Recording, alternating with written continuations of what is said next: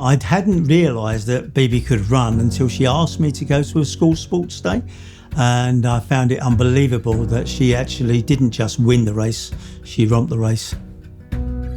I've always ran, so I've always loved sport as a whole. When I turned about 15, my disability started affecting me a lot more. In between lockdown, I got categorised as a T44 para-athlete.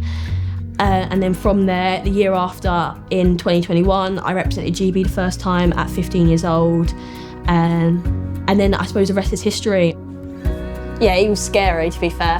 When I first come to you, you were quite scary.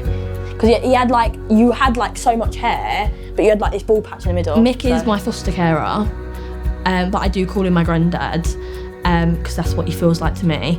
I came to Mick and Pauline when I was 11 years old. My name's Mick Davis. I'm a foster carer for Little Acorns.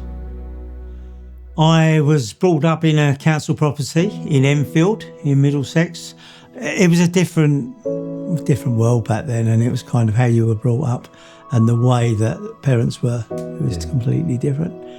It was, my dad used to go to the pub regularly and my mum looked after the house. But that was the way that things were in the 60s and 70s. I met my wife in Finsbury Park in an ice skating rink.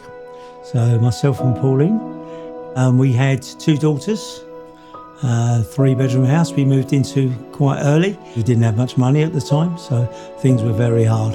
So it was a tough time then. I think care has made me a lot more understanding.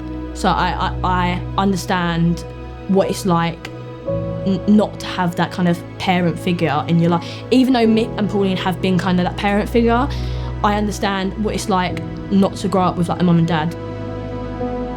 We looked at some local advertising that was done by our local council, advertising for foster carers, and we answered the advert.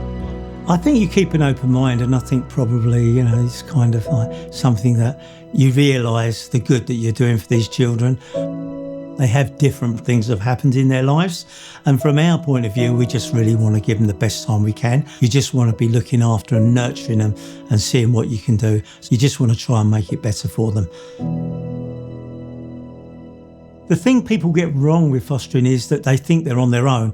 The fact is that you've got a massive team behind you. So we're at every stage, if you're not sure of something that you're doing, you've got a team of people who you can just ring up or call.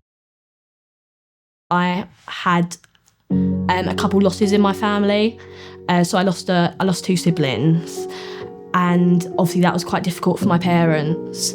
And then ultimately, a month after my last sister died, that's when I went into care.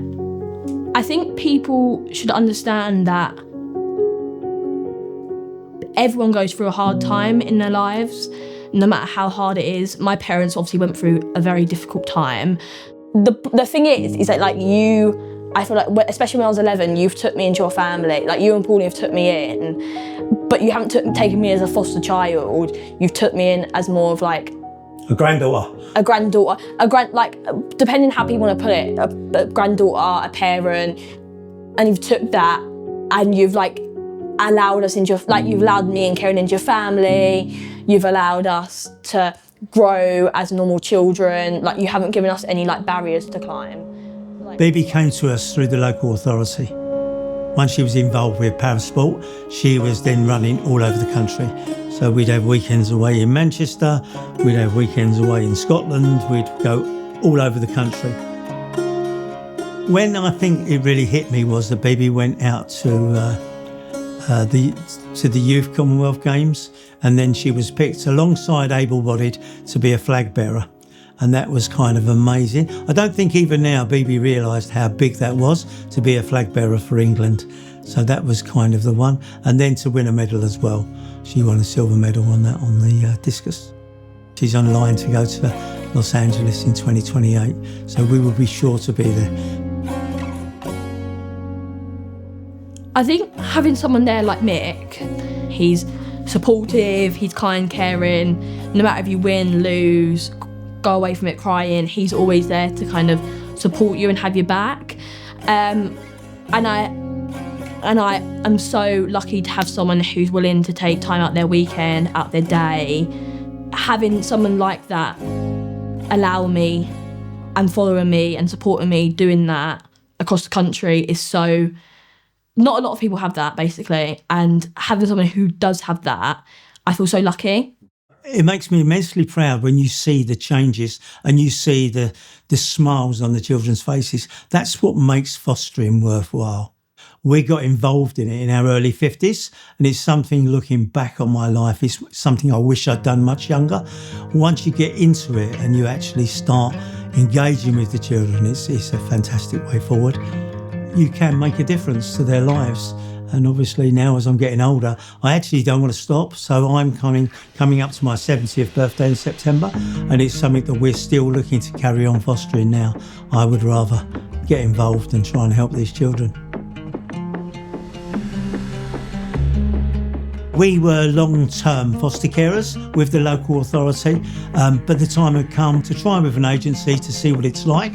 That's where we first got involved with Little Acorns, where we now do a month at a time. So we have a child for a month, have a holiday, and then have another child after that. I think being at a World Championships, a Commonwealth Games, an event, doing athletics, I feel like it's like I belong somewhere. I think most people, when it comes to fostering, what they get wrong is they imagine their life's going to be very difficult. If you enjoy bringing up children and you enjoy your family around you, fostering is made for you.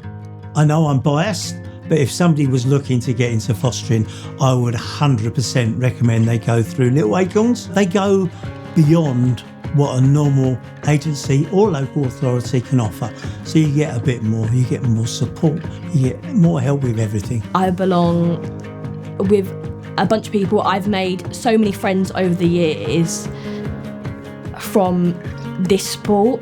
It's so nice because you don't normally meet people from different cultures, different backgrounds, different disabilities. So being able to do that within my sport is something that I love, and travelling across the world for my sport too is something that it blows my mind. What I'd like to say with Bebe is that I gave her the opportunities. So I think any foster carer who give any child in their care the opportunities to make the most of their life, it can be successful. I'd suggest anyone who's looking to get involved with fostering, just pick the phone up, find out more. It will change your life just like it changed mine.